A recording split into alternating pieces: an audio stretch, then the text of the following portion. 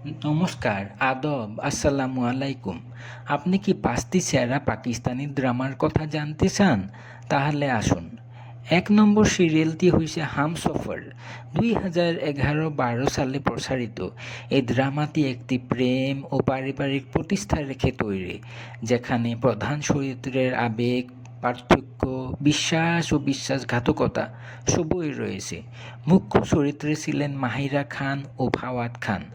এই সিরিজ দর্শককে বাঁধিয়ে রেখেছে তার সংলাপের নিতুলভাবে অনুভবযোগ্যতার জন্য, চরিত্রগুলোর পারস্পরিক সম্পর্ক এবং সামাজিক ও পারিবারিক দৃষ্টিভঙ্গির টানাপোড়েনের জন্য।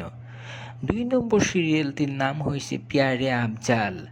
২০১৩-১৪ সালের এই রোমান্টিক মেলোড্রামাটিতে রয়েছে প্রেম, ত্যাগ ও আত্মপরিচয়ের খোঁজ। মুখ্য চরিত্রে ছিলেন হামজা আলী আব্বাসী ও আয়েজা খান। গল্প হলো একটি সাধারণ মানুষ ও সমাজের বঞ্চনার মধ্যে তার স্বপ্ন ও ভালোবাসার জন্য লড়াই। সংলাপগুলো এতই প্রভাববাহী যে অনেক দর্শকের মন আজও সত্যর ছাপ রয়েছে। ৩ নম্বর সিরিয়ালটির নাম ধূপ কিনারে।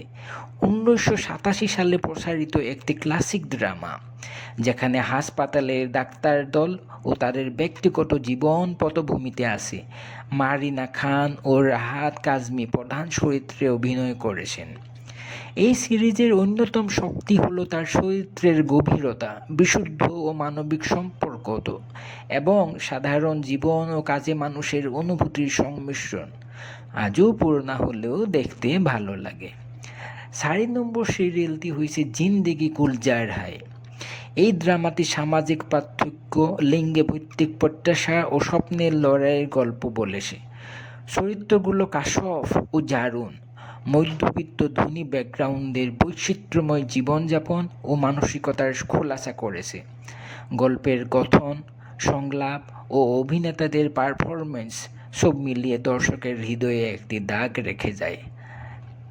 ৫ নম্বর সিরিয়ালটি হয়েছে খুদা কি বস্তি। এটি সবচেয়ে পুরোনো সিরিজগুলোর একটি, যা পাকিস্তানের সমাজের নিম্নবিত্ত পরিবারের বাস্তব সংগ্রাম ও সামাজিক ও অর্থনৈতিক অন্যায় তুলে ধরে।